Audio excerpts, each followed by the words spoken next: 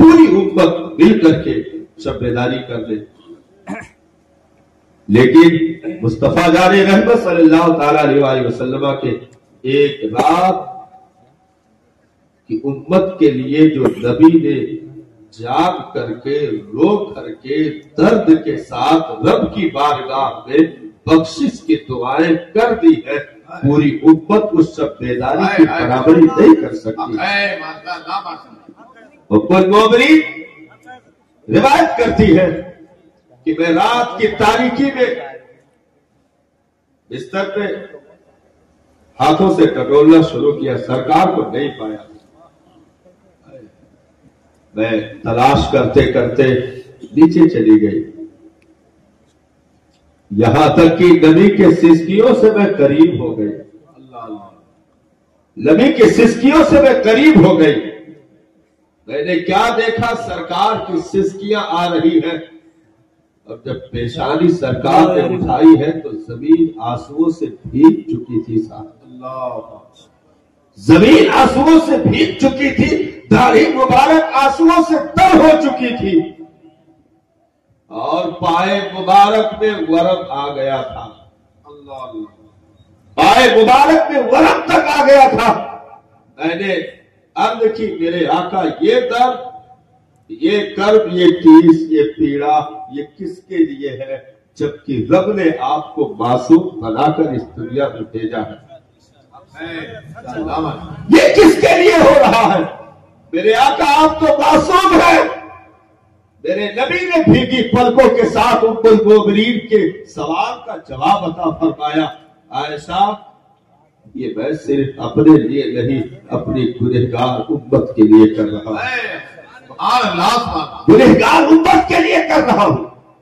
ہم محفلوں میں اگر مقدر سے پہنچ جائے صاحب تو پھر یہاں بیٹھنا ہر ایک کا قبول نہیں ہوتا ہے، ہر ایک کا قبول نہیں ہوتا ہے، بلکہ درد دل یہاں ناپا جاتا ہے. اگر دل کی حاضری کے ساتھ ہم موجود ہیں تو حاضری قبول بھی کی جاتی ہے، نوازا بھی جاتا ہے. اور اگر اکتاہٹ ہوئی، جہاں ذکر حبیب ہوتا ہے خود خدا بھی قریب ہوتا ہے. کہ محفل میں بیٹھنے والا آدمی خوش نصیب ہوتا ہے. میرے نبی نے ارشاد فرمایا، صحابہ جنت کی کیاریاں ملے تو چر لیا کرو.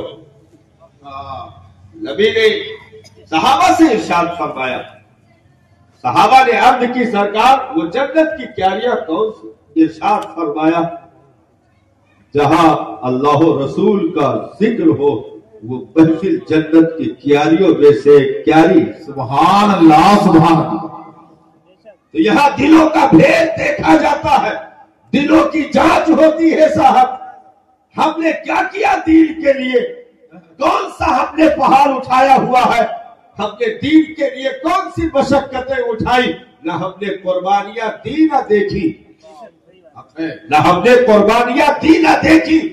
اس کے بعد بھی اگر چند لمحے بیٹھنا ہمیں اکتاہٹ محسوس ہونے لگے اور گھڑیوں کی سوئیوں کو ناپ کر کے ہم ذلیل حرکتیں کر کے جا کر بستر کو لے لیں، وہ بستر جس نے آج تک کسی کے ساتھ وفا نہ کیا، جسم ٹھنڈا پڑنے سے پہلے اگر چادریں نہ کھینچ دی جائیں تو کہنا، جسم ٹھنڈا پڑنے سے پہلے چادریں کھینچ دی جاتی ہے، گدے کھینچ دیے جاتے ہیں، تکیا کھینچ دی جاتی ہے، بدن کے کرتے قینچیوں سے کاٹ کر نوچ دیے جاتے ہیں، گھڑیاں اتر جاتی ہیں، چین کھینچ دیے جاتے ہیں، جوتے چپل اتر جاتے ہیں، ناک اور کان میں روئی، چار اگربتی دور لگا کر کے چند لوگ بیٹھ کر گریباں چاک کرنے والے آنسو بہائیں گے، پھر کمر جیسے گہرے گڑھے میں منہا خلقناکم کی زمزمہ خالی کے ساتھ دفن کرنے کے بعد بھول جائیں گے صاحب. پھر یار کی تربت میں کوئی چرانہ کرنے کے لیے بھی راضی نہیں ہونے والا. بے شک ہم جس کے لیے مر رہے ہیں ہاں اب تو قبر میں صاحب شمع بھی جلاؤ تو اجالے نہیں ہوتے. مٹھیوں میں خاک لے کر یار آئے وقت مرگ، عمر بھر کی دوستی کا یہ صلہ دے دے لگا. پوری زندگی کی دوستی کا کوئی صلہ اگر دنیا میں دے سکتا ہے تو 3 مٹھی مٹیاں ہیں. اس کے علاوہ کوئی دنیا کا یار دوست، سگا باپ، سگا بھائی بھی تمہیں صلہ نہیں دے سکتا ہے.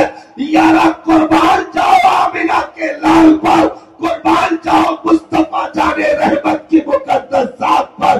ارشاد فرماتے میں اپنے چاہنے والے کے سرہانے کھڑا رہوں گا، اور پھر جیسے ہی اس کے رخ سے پردہ ہٹایا جائے گا اسے اپنے نبی کا دیدار نصیب کر دیا جائے گا.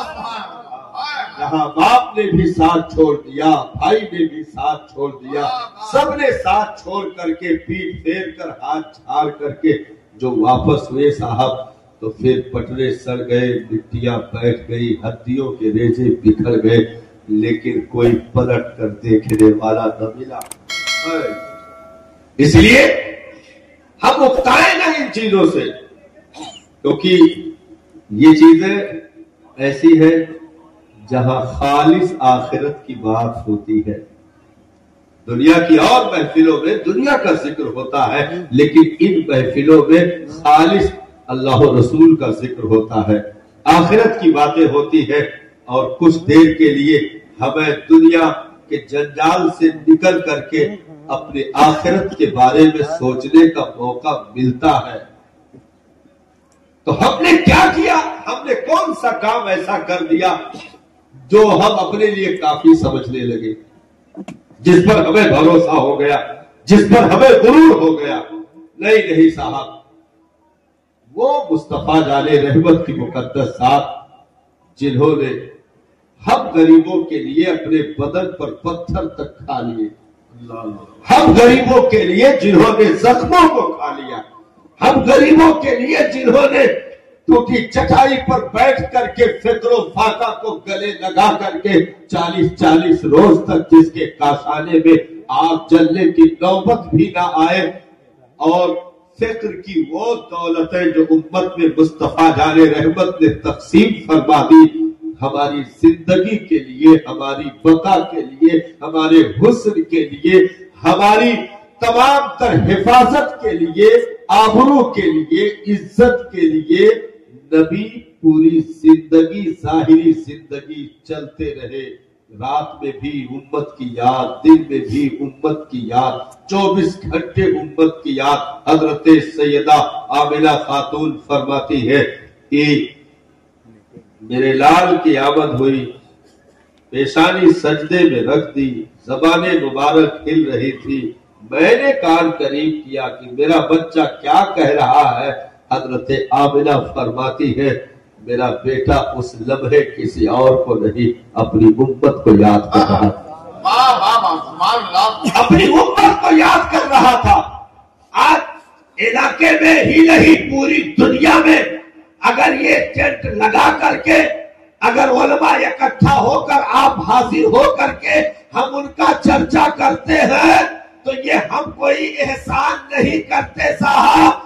ایک دل میں نبی نے ایک لمحے میں جتنا امت کو یاد کر لیا ہے، پوری زندگی امتی یاد کر کے اس یاد کی برابری نہیں کر سکتا ہے، کیونکہ نبی نے صرف یاد نہیں کیا ہے بلکہ یادوں میں بسا کر کے نجات کا راستہ ہموار کر دیا ہے. آپ پوری زندگی امت کی یاد.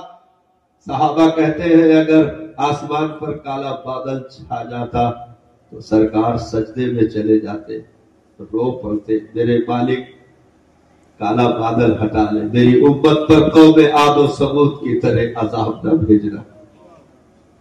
کالا بادل اگر دیکھتے تو فوراً فکر مند ہو جاتے، امت کے لیے بچانے کی دعا فرمانے لگتے. اگر تیز بارش ہوتی سرکار عرض کرتے میرے مالک قوم نوح کی طرح میری امت پر عذاب نہ بھیجنا، قوم نوح کی طرح میری امت پر عذاب نہ بھیجنا۔ پوری زندگی نبی یاد کرتے رہے، یہاں تک کہ صحابہ بیان کرتے ہیں حضرت مولا علی، حضرت عباس، حضرت قسم بن عباس، یہ سب جو ہے غسل دینے والے، لحد میں اتارنے والے حضرات ہیں، کہتے ہیں کہ جب قبر میں سرکار کو لٹایا گیا، ہم نکلنے لگے تو پھر دل میں خیال آیا کہ یارا جا رہے ہو آخری دیدار تو کرتے جاؤ۔ نبی کو قبر میں لٹانے کے بعد صحابہ کا مجمع لگا ہو، پلٹ کر پھر، کیونکہ صحابہ تو بے ہوش ہو رہے تھے، صاحب ایسی جدائی کی صاحب پوری دنیا مر جائے وہ صدمہ نہیں ہو سکتا ہے جو نبی کے جانے کا غم صحابہ کو ملا تھا۔ وہ صدمات ملے تھے، کہتے ہیں کہ ہم نے پلٹ کر کے ارادہ کیا کہ آخری دیدار تو کرتے چلے، جا کر کے رخ انور سے چادر مبارک ہٹائی تو کہتے ہیں کہ نبی کے لب مبارک ہل رہے تھے، لب مبارک ہل رہے تھے۔ ہم نے کان قریب کر دیے کہ میرے سرکار کیا ارشاد فرما رہے ہیں، تو قربان جاؤ مسلمانوں، تربت میں لیٹے ہوئے اس آخری سفر میں بھی میرے آقا اپنی امت کو یاد کر رہے تھے، اپنی امت کو یاد کر رہے تھے۔ اس لیے ہم راتوں کی تاریکیوں میں بیٹھ کر کے، دکان بند کر کے، تجارت چھوڑ کر کے، گھر چھوڑ کر کے، بستر چھوڑ کر کے، ہم آ کر کے یہاں تنہائیوں میں بیٹھ کر کے مدینے والے تاجدار کو آواز لگاتے ہیں، صدا ان کی بارگاہ تک پہنچاتے ہیں، ہم ان کی مدح و ثنا کرتے ہیں کہ یا رسول اللہ، ہم گنہگار صحیح، نکمے صحیح، پاپی صحیح، ہم تو حق ادا نہیں کر سکتے ہیں، لیکن میرے سرکار یاد کرنے والے غلاموں کی لسٹ میں ہم گنہگاروں کا نام بھی لکھ لیا جائے، ہم گنہگاروں کا نام بھی شامل کر لیا جائے تو وہ لمحہ زندگی کا سب سے کامیاب ترین لمحہ ہوتا ہے، جہاں کی بندے کی حاضری مقبول ہو جائے، جہاں پر بندے کا آنا قبول کر لیا جائے، اٹھنا بیٹھنا قبول کر لیا جائے۔ یہ جو سفر ہو رہا ہے اس میں بہت سارے لوگ بیٹھے ہیں جنہوں نے اس در کی زیارت کی ہوئی ہے، الحمدللہ اس گنہگار نے بھی آنکھوں سے اس چوکھٹ کی زیارت کی، شہر طیبہ کا دیدار نصیب ہوا۔ جانے کے بعد صاحب یقین نہیں ہوتا، جانے کے بعد یقین نہیں ہوتا۔ قافلہ ایئرپورٹ پہنچا، ایئرپورٹ سے بائی بس ہوٹل پہنچا، ہوٹل سے تیاری کر کے پھر چلو حرم کی زیارت کے لیے، تو قدموں کے چلنے پر بھی یقین نہیں ہوتا کہاں جا رہا ہے، یقین نہیں ہوتا ہے۔ اور جیسے حرم شریف کے دروازے سے اندر جیسے قدم رکھتا ہے، سامنے ٹھیک کعبہ شریف کا چلوا موجود ہے، وہ جلال، اور یہاں تک لکھا گیا ہے کہ کعبہ کو دیکھ کر کے آنکھیں برس نہ پڑے تو سمجھ لو کہ دل پتھر ہو گیا ہے۔ یہ کعبہ کا روب ہے، جلال ہے کہ نگاہ پڑتے ہی آنکھیں بھیگ جاتی ہیں، اور اس وقت جو دعا مانگی جاتی ہے وہ فوراً قبول کی جاتی ہے۔ اعلیٰ حضرت سرکار سے پوچھا گیا تھا کون سی دعا مانگی جائے سرکار؟ زندگی کی تو بڑی ساری دعائیں ہیں، بڑی ساری دعائیں ہیں، کون کون سی دعا بندہ مانگے؟ پہلی نظر پڑنے پر دعا مقبول ہوتی ہے، کون سی دعا مانگی جائے؟ قربان جاؤ میرے مجدد پر، ارشاد فرمایا یہ دعا مانگ لو نا پیارے، یا اللہ آج کے بعد پوری زندگی جو بھی جائز دعا میں کروں اسے تو قبول فرما۔ یہ دعا اگر قبول ہو گئی تو انشاءاللہ آپ ساری دعائیں جائز قبول ہوتی رہے گی. تو پہلی دعا یہی مانگنا، کعبہ کا جلوہ دیکھ کر کے بغل میں مقام ابراہیم، حتیم، آب زمزم، یہ ساری چیزیں دیکھ کر کے اپنے وجود پر یقین نہیں ہوتا ہے کہ میں جسے دنیا میں کیلنڈروں میں دیکھا کرتا تھا آج میرے نگاہوں کے سامنے وہ چیز موجود ہے کہ دکھا دے یا الہی وہ مدینہ کیسی بستی ہے. یہ دعا مانگتے مانگتے ہم تھک گئے لیکن یہاں تک نہیں پہنچ پائے. آج جلوہ کعبہ دیکھنے کے بعد، آج شہر طیبہ دیکھنے کے بعد اپنی آنکھوں پر یقین نہیں ہوتا ہے. تو یہاں صدا لگاتے رہو. یہ محفلیں صدا لگانے کے لیے سب سے بڑی ذریعہ ہے، سب سے بڑا ذریعہ یہاں پر ان محفلوں میں آنا یہ بہت بڑا ذریعہ ہے. یہاں پکارتے رہو پکارتے رہو، مطلب یہاں بیٹھ کر کنڈی کھٹکھٹاتے رہو. کبھی تو کرم ہوگا نا، کبھی تو کرم کی برکھا برسے گی. نہیں، اعلیٰ حضرت سرکار جب دوسری بار حج و زیارت کے لیے گئے تو پورے راستے جب مکہ شریف سے چلے مدینہ شریف تقریباً 320 کلومیٹر، مکہ شریف سے جب چلے تو راستے میں یہی ترانہ پڑھتے ہوئے جا رہے تھے.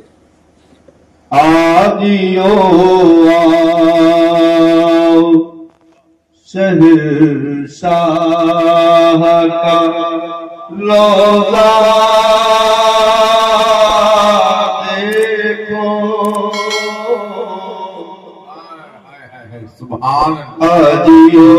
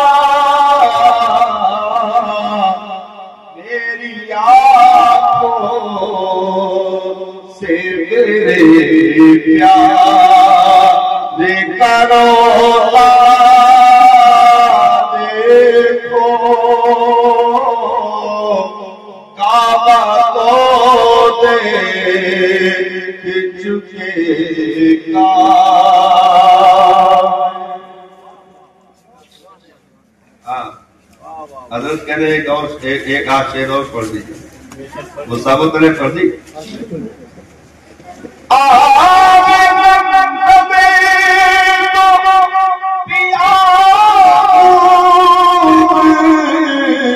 بجھائی پیاسے آؤ جو شہ کو بھی دریا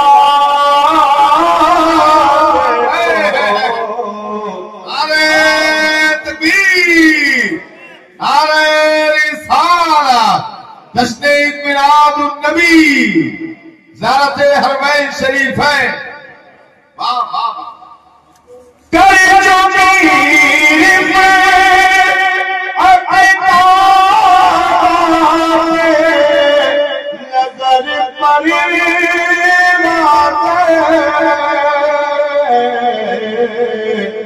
تو بھی اب تھا کے خاکے دروالا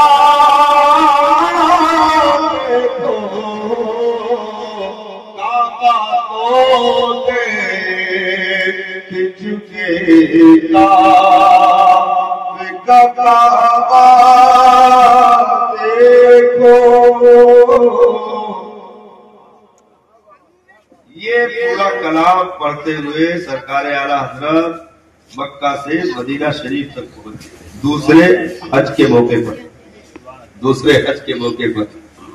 اور اس کے بعد جب وہ سنہری جالی وہ ہرا گنبد جب نگاہوں کے سامنے آیا، آنکھیں تو مکہ شریف سے جب چلے تھے تبھی برس رہی تھی، روتے ہوئے جا رہے تھے، پڑھتے ہوئے مستی کے ساتھ جا رہے تھے.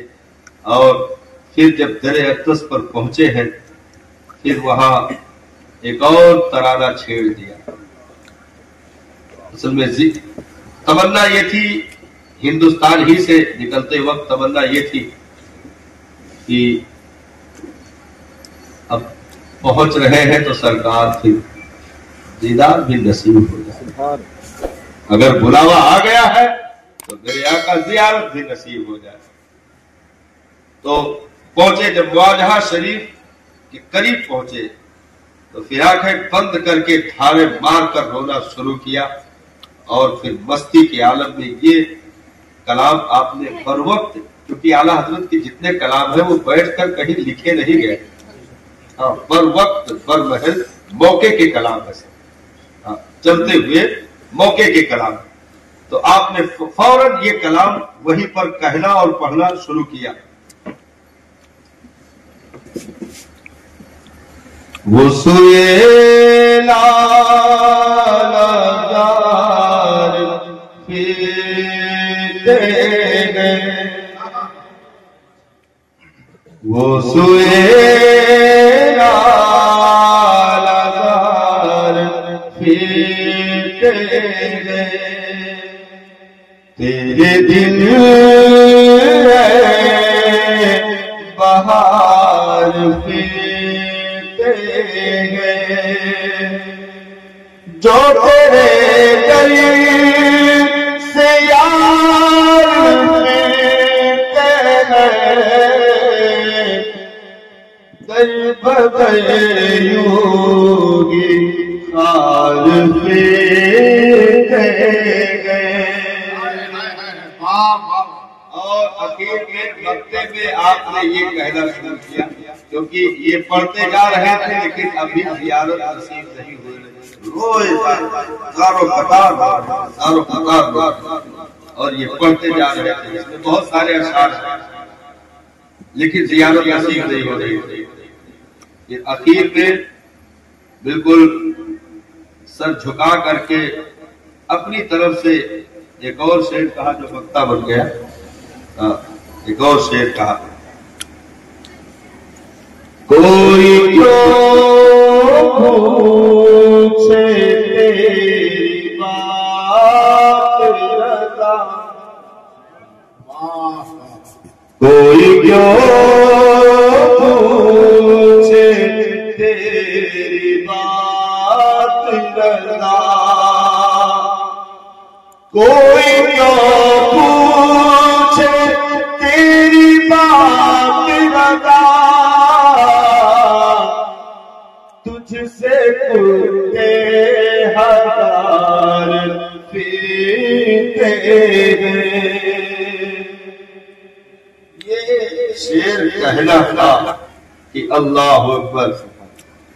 فوراً سرکار کے روضے مبارک سے سرکار کا دستے مبارک بھی باہر نکلا اور چہرے انور بھی ظاہر ہوا، اور کھلی ماتھے کی نگاہوں سے اعلیٰ حضرت سرکار نے مصطفیٰ جان رحمت صلی اللہ تعالی علیہ وسلم کا دیدار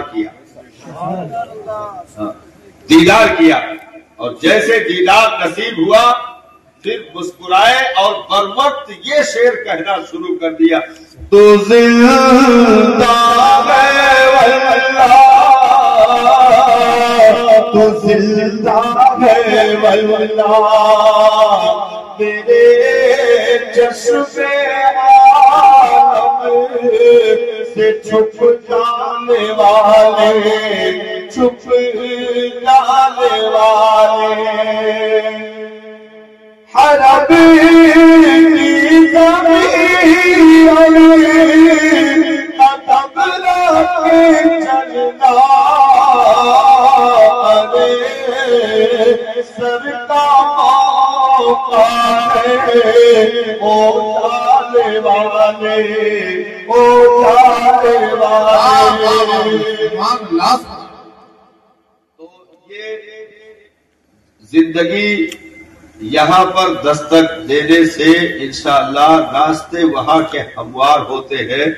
یہ ہمارے ذیشان بھائی نے اور آپ کے برادران نے یہ بہت بڑا کام کیا ہے کہ ایسے موقع پر سرکار کے محفل کا اہتمام کیا ہے. ہاں والد مرحوم کے اصالہ ثواب کے لیے جن کے 40ویں کے موقع پر ہم لوگ شاید آئے. یہ سالانہ ہے, سالانہ میں آئے تھے, یہ سالانہ. اچھا یہ دوسرا سالانہ. تو ہم 2 سالانہ کے موقع پر آئے تھے اور اس میں علماء نے شرکت کی تھی. آج ان کی روح کو اصالہ ثواب کرنے کے لیے پھر سے اس مبارک محفل کا اہتمام کیا گیا. یہ بچوں کی جانب سے بہت بڑا کارنامہ ہے اپنے ماں باپ کے لیے, کیونکہ اس دنیا میں پروردگار عالم نے ماں باپ کی شکل میں جو نعمتیں ہمیں عطا فرمائی ہے ان نعمتوں کا شکر ہم سے ادا نہیں ہو سکتا ہے, ان کے احسان کو ہم چکتا نہیں کر سکتے ہیں. تو اولاد کے اوپر یہ بڑی ذمہ داری عائد ہوتی ہے کہ جب تک وہ بقید حیات رہے ان کا خادم بن کر زندگی گزار دے, اور اگر وہ دنیا سے چلے جائیں تو پھر ان کے لیے صدقہ جاریہ بن کر پوری زندگی گزار دے. صدقہ جاریہ بن کر کے سرکار نے ارشاد فرمایا کہ لوگ پہاڑوں کے برابر گناہ لے کر کے قبر میں اتریں گے, لیکن جب اٹھیں گے صحابہ تو وہ جنتی ہو. جب اٹھیں گے تو انہیں جنت کا مدعا سنایا جائے گا. صحابہ نے عرض کی سرکار قبر میں تو سجدے نہیں ہوتے ہیں, قبر میں عبادت نہیں ہوتی ہے, آخر یہ گناہ کب کیسے ہو گئے, ختم کیسے ہو گئے, اسے بخشش کا پروانہ کیسے مل گیا؟ تو نبی کریم نے ارشاد فرمایا صحابہ وہ تو گنہگار ہو کر قبر میں آیا تھا, گناہوں کا گٹھن لے کر کے قبر میں اترا تھا, لیکن ساتھ میں نیک اولادیں چھوڑ کر کے رکھی تھی. نیک اولادیں, وہ اولادیں جو باپ کے تربت میں اترنے کے بعد صدقہ جاریہ ثابت ہوئی, اور انہوں نے اپنے عمل کے ذریعے سے, اپنے دعاؤں کے ذریعے سے رو رو کر اپنے باپ کے لیے, ماں کے لیے مغفرت کی دعائیں مانگی, ان کے لیے تلاوت کیا, ایصال ثواب کیا, ان کے لیے تمام کار خیر کیے. تو پروردگار عالم ان اولادوں کے نیکیوں کی بنیاد پر, ان کے دعاؤں کی بنیاد پر, ان کے التجاؤں کی بنیاد پر قبر میں لیٹے ہوئے باپ کو مغفرت اور بخشش کا پروانہ عطا کر دیا, ماں کو بخشش کا پروانہ عطا کر دیا. تو یہ اولاد کے لیے بہت قیمتی لمحہ ہوتا ہے. آدمی دنیاوی چیزوں میں پھنس کر کے ساری چیزوں کو بھول جاتا ہے اور سوچتا ہے کہ یہ سب ایسے معاملہ ہے. ایک صاحب آئے اور کہنے لگے کہ حضرت زندگی میں ماں باپ کی نافرمانی کرتا تھا, ستاتا تھا اور ان کو الٹے سیدھے جواب دیتا تھا, اب مرنے کے بعد لنگر لٹا رہا ہے, قرآن خوانی کر رہا ہے, تیجا 40واں کر رہا ہے, تو اس کے بارے میں کیا کہتے ہیں؟ تو ہم نے کہا کہ دیکھیے مرنے کے بعد جو کر رہا ہے اس کا مسئلہ الگ ہے, زندگی میں جو کیا ہے اس کا مسئلہ الگ ہے. دونوں کو ایک ساتھ نہ جوڑو, کیونکہ یہ دنیا کے احکام ہے, وہ آخرت کے احکام ہے. اسی میں لوگ چوک جاتے ہیں. جیسے بیان کیا جائے, علماء بیان کرتے ہیں کہ سرکار کی حدیث ہے, مشکاۃ شریف کی حدیث ہے, سرکار نے ارشاد فرمایا کہ جب فرشتے سوال کرتے ہیں اور وہ جواب دے لے جاتا ہے تو فرشتے رب کی بارگاہ میں عرض کرتے ہیں میرے مالک اس کے ساتھ کیا کیا جائے, میرے مالک اس کے ساتھ کیا کیا جائے. رب تبارک و تعالی ارشاد فرماتا ہے میرے پیارے فرشتوں اس نے سچ کہا, मादीनुका रब्बुका मादीनुका मा तक़ूलु फी शान हक़ हाज़ा रजुल। ये सवाल होता है, जब वो जवाब दे ले जाता है तो फरिश्ते अर्ज करते हैं, मेरे मालिक इसके लिए क्या हुक्म है। रब तबारका व तआला इरशाद फरमाता है, मेरे बंदे ने सच कहा, मेरे प्यारे फरिश्तों इसके कब्र में जन्नत का बिस्तर लगा दो, कब्र में जन्नत का बिस्तर लगा दो, जन्नत से खिड़की इसके कब्र की तरफ खोल दो ताकि ठंडी हवाएं पहुंचती रहे, और इससे कह दो नम का नौबती नौरूज, सो जा जैसे कि दुल्हन सोती है। तो अब ये चीजें जब हम बयान करते हैं तो कुछ कब फहम, कब अक्ल, कब इल्म लोग इस पर एतराज करते हैं। बताओ, हम तो कब्र को खोल कर देखते हैं तो वहां कफन भी नहीं मिलता है, हड्डी भी नहीं मिलती है। ये कहते हैं जन्नत की खिड़की खोल दी जाती है, बिस्तर लगा होता है। आज तक किसी भी उजड़ी हुई कब्र में हमको बिस्तर तो नहीं मिला। हाँ, नहीं तो हम उठा के घर ले आते बिछाते। ये मतलब उल्टी हरकतें हैं। तो भाई जन्नत का बिस्तर, जन्नत की खिड़की, हवा, अच्छा, और कब्र को सरकार ने इरशाद फरमाया, कब्र को हद निगाह कुशादा कर दिया गया, हद निगाह कुशादा। अब उस पर भी एतराज कि भाई हद निगाह कुशादा कैसे हुई, इतना कसा कुसी मैया सब दफन है, कसा कुसी मैया दफन है, जगह नहीं है। एकदम बगले भैया अगर खालू है तो बगले भैया मामू है, सच्चा है। तो अब ये जल के पूरा अगर खोल दिया जाए तो बाकी लोग चिल्लाने लगे कि हमार का है, भाई हमार का है कम क्यों। तो आपस में मुर्दों में झगड़ा हो जाएगा, पैटा पैटी चल जाएगी। तो ये मतलब एतराज, इसको कहते हैं कम इल्म। ऐसे आदमी को कम इल्म कहा जाता है। और दूसरी चीज ये है कि उसको बदबख्त कहा जाता है। खाली कम इल्म में बदबख्त। और थोड़ा आगे बढ़ जाओ तो आगरा निकल। हाँ, तो हमने इस पर बाकायदा तकरीबन कई जलसों में 2-2 घंटे की स्पीच दी है इस पर।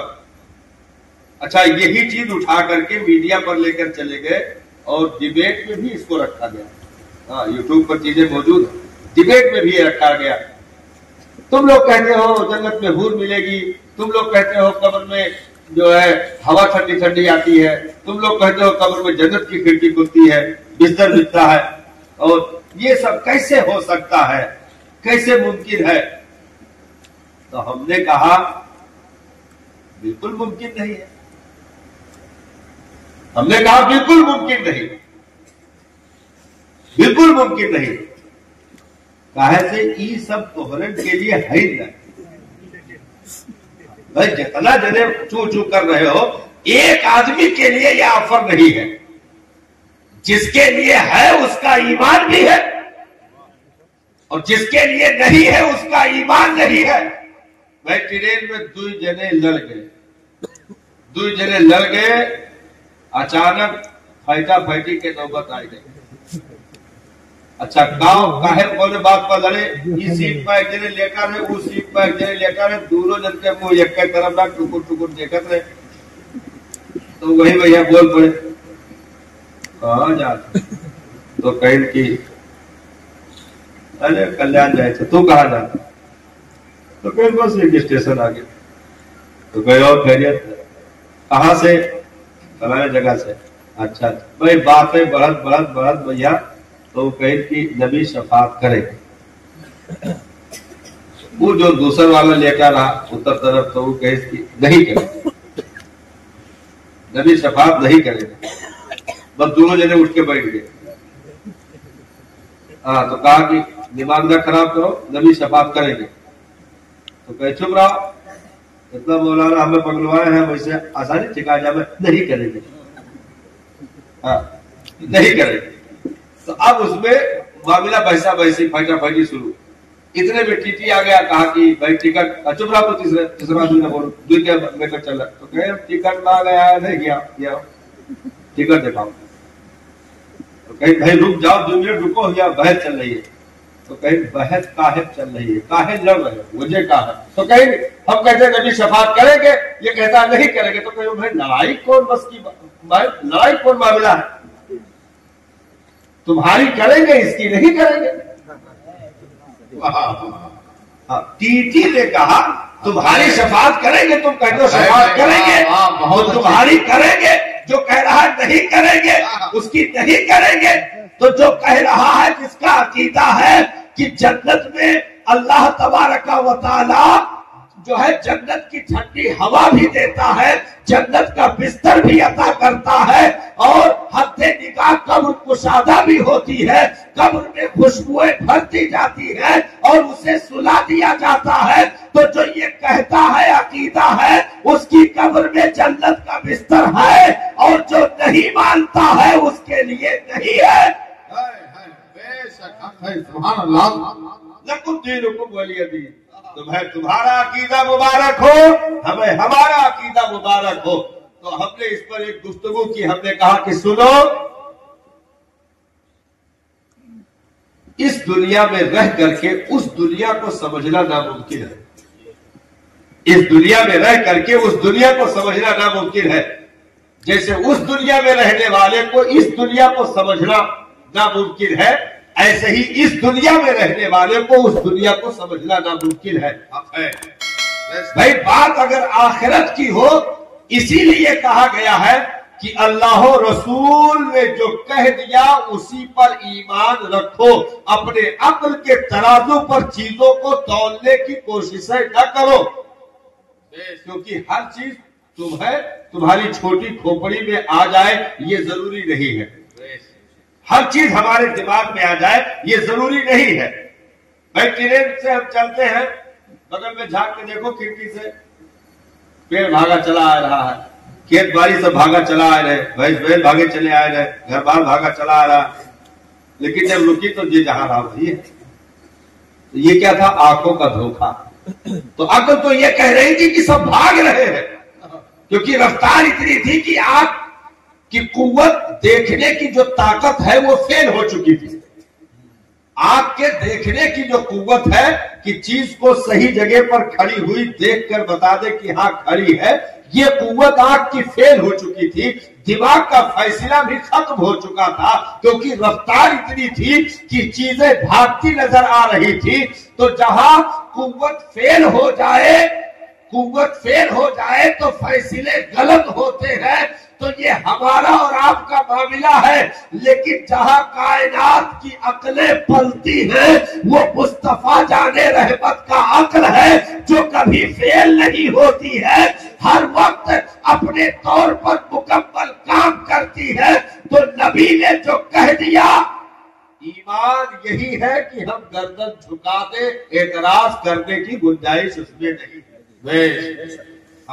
وہ صحابی کا واقعہ علماء بیان کرتے ہیں کہ نبی نے جو ہے گھوڑے کا سودا کر لیا, اور گھوڑے کا سودا کر لیا, اور اتنے میں کہا کہ بھائی قیمت لے کر آ رہے ہیں. جب قیمت لے کر پلٹے تو دوسرے کی راہ کو مل گیا رہا تو پلٹ گیا. تو سرکار نے فرمایا کہ بھائی لو قیمت, پھر کیسی قیمت, ہم نے تو ان کے ہاتھ بیچ دیا. کہ ٹھکرایا, بھائی تو ابھی ہمارے ہاتھ بیچے ہو تو کہ ہم تمہارے ہاتھ پر بیچے. پلٹ گیا. تو کہا اگر بیچے ہیں تو کوئی گواہی لاؤ. تو سرکار کے وہ صحابی کیا نام ہوتا, انہوں نے گواہی دی تھی, اور ان کی گواہی حضرت خزیمہ پہنچ گئے. بات چل رہی تھی, وہ جا رہے تھے کہیں, ایسے دیکھا کہ سرکار کھڑے اس جگہ پر, تو وہ بھی چلے آئے. سلام عرض کی سرکار یہاں, تو باتیں چل رہی تھی. وہ کہہ رہے تھے گواہی لاؤ. حضرت خزیمہ رضی اللہ تعالیٰ عنہ نے فوراً بباغ دہل اعلان فرمایا, سرکار میں گواہی دے رہا ہوں کہ آپ نے اس سے سودا کر لیا. سبحان اللہ. آپ نے گھوڑا خریدا, سرکار میں گواہی دے رہا ہوں. نبی نے ارشاد فرمایا, خزیمہ تم تو تھے نہیں, گواہی کیسے دے رہے ہو؟ دوسرا کوئی ہوتا تو فوراً کہتا کہ لیو گواہی, ہاں اپنے سپورٹ پہ آدمی پاتا تو وہ چاہے جھوٹی بات ہو، عام آدمی جب سپورٹ پا جاتا ہے تو اس وقت اپنی زبان سے پلٹتا نہیں. ہاں جیسے موٹر سائیکل سے جا رہا ہو اور کسی چکر مار دیا ہو تو 10 آدمی اس کے پچھ میں اگر کھڑے ہو جائے، کچھ لوگ کہہ رہے ہو تو ہی چکر مارے ہو، 10 آدمی اس کے پچھ میں کھڑے ہو جائے اور کہہ رہے کہ نہیں بھائی وہ پہلے سے پڑا رہا، تو یہ کہنا کہ ہاں پہلے سے پڑا رہا. جب حامی کار پا جائے گا تو خود جھوٹ بولے گا. لیکن یہاں معاملہ الگ ہے، جہاں سے کائنات کو قانون دی جاتی ہے وہ دربار مصطفیٰ جان رحمت کا ہے. سرکار نے ارشاد فرمایا خزیمہ آخر جب تم تھے نہیں تو گواہی کیسے دے دی؟ عرض کی سرکار ہر جگہ ہونا تو ضروری نہیں ہے. آپ نے کہا جنت ہے میں نے دیکھا نہیں گواہی دے دی ہے. آپ نے کہا رب کی ذات ہے میں نے دیکھا نہیں سرکار آپ کی زبان پر میں نے گواہی دے دی. جہنم ہے ہم نے گواہی دے دی ہاں ہے. تو جب اتنی بڑی بڑی چیزوں کو بغیر دیکھے ہم صرف آپ کی ذات پر مان چکے گئے تو یہ تو سودا بہت معمولی چیز ہے. سبحان اللہ. سودا تو بہت معمولی چیز ہے. تو یہ ہے مومن کی شان کہ مومن اپنے عقل کے پچھلے نہیں چلاتا، عقل کے ترازو پر باتیں نہیں تولتا. بس یہ ہے کہ اللہ و رسول نے کہا کہ ہے تو بس ہے. بھائی معراج کی رات سرکار نے رب کا دیدار کیا، واپسی ہوئی، آ کر کے مکہ والوں کو بتایا کہ بھائی میں ایک ہی رات میں بیت المقدس سے پہلے آسمان، 7 آسمان، عرش اعظم، پھر تنا فتد اللہ، کعبہ قوسین، یہ ساری منزلیں میں پار کر گیا. ابو جہل نے سنا تو ہنسنے لگا، کہا یہ کیسے ممکن ہو سکتا ہے؟ 1 مہینے کا سفر تو خالی بیت المقدس کا گئے، یہ ایک رات میں کیسے ہو سکتا ہے؟ دوڑا صدیق اکبر کے پاس آیا اور آ کر کے کہا ابو بکر کچھ معلوم ہے تمہارے یار نے تمہارے ساتھی نے کیا کہہ دیا آج؟ تو کہا کہ بتاؤ کیا کہہ دیا؟ تو کہا وہ کہہ رہے ہیں کہ ایک ہی رات میں ہم بیت المقدس چلے گئے اور 7 آسمان اور پھر رب کا دیدار، جنت ساری چیزیں دیکھ کے.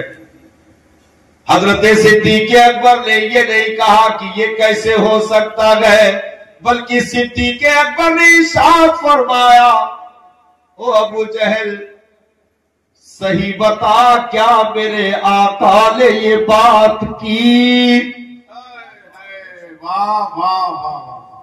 تو اس نے کہا کہ ہاں انہوں نے یہ بات کہی ہے، اگر یقین نہ ہو تو چل کے مسجد میں دیکھ لو.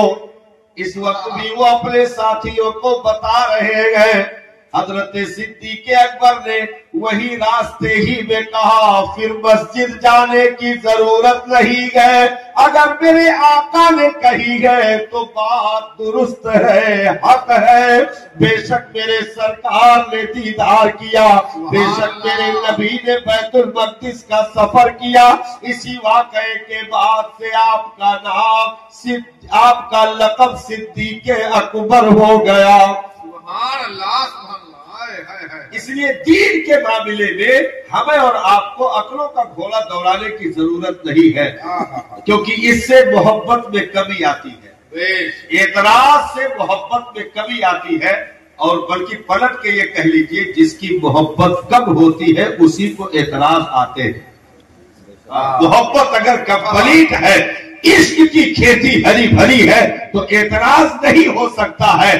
تو آج ہم اور آپ محفل میں بیٹھ کر کے جس عظیم ہستی کا ذکر کر رہے ہیں، کائنات کے دولہا کا جو تذکرہ کر رہے ہیں، یہ اعتراض کا معاملہ نہیں ہے صاحب، بلکہ یہ محبت کا معاملہ ہے، یہ عشق کا معاملہ ہے، یہ پیار کا معاملہ ہے. اور یہی پیار جب پروان چڑھتا ہے تو اس چوکھٹ کا سفر مومن کو نصیب کیا جاتا ہے، عاشق کو نصیب کیا جاتا ہے. اور اس چوکھٹ پر جانا یہ کوئی بدعت نہیں، کوئی ناجائز نہیں، بلکہ پروردگار عالم کا حکم ہے۔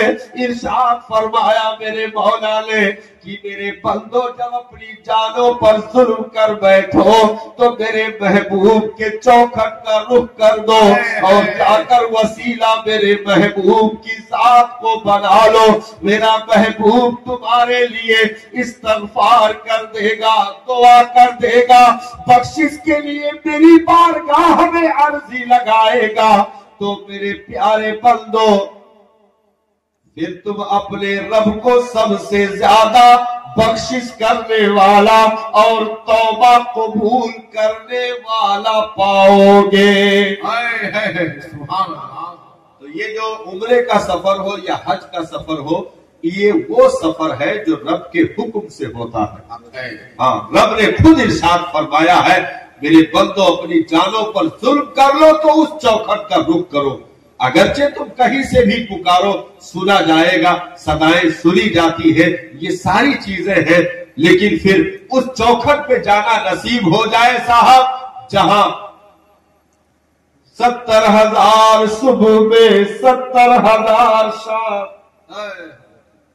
جہاں آٹھوں پہر ملائکہ کی نگرانی چل رہی ہو، پہرے داری چل رہی ہو، جہاں جبریل آئے، میکائیل آئے، اسرافیل آئے، عزرائیل آئے، وہ فرشتوں کے آنے کی جگہ جس زمین پر مصطفیٰ جان رحمت کا قدم پڑا، حضرت ابراہیم، حضرت اسماعیل، ایسی مقدس جگہوں پر اگر پہنچیں گے تو ایک تو جانا اور ایک مقدس جگہ کا وسیلہ انشاءاللہ مولا تمہارا سفر بھی قبول کرے گا، سجدے بھی قبول کرے گا، حاضری بھی قبول فرمائے گا۔ ذیشان بھائی کی دادی مبارکباد کے قابل ہے کہ انہوں نے اس مبارک سفر کے لیے مکمل تیاری کر لی ہے۔ اللہ تعالیٰ انہیں ہر قدم پر نیکیاں عطا فرمائے اور ہم گنہگاروں کو اس مقدس در پر پہنچنا نصیب فرمائے، اور ان کے والد صاحب کو اللہ تعالیٰ کروٹ کروٹ جنت کی بہاریں نصیب فرمائے۔ السلام علیکم ورحمۃ اللہ تعالیٰ وبرکاتہ۔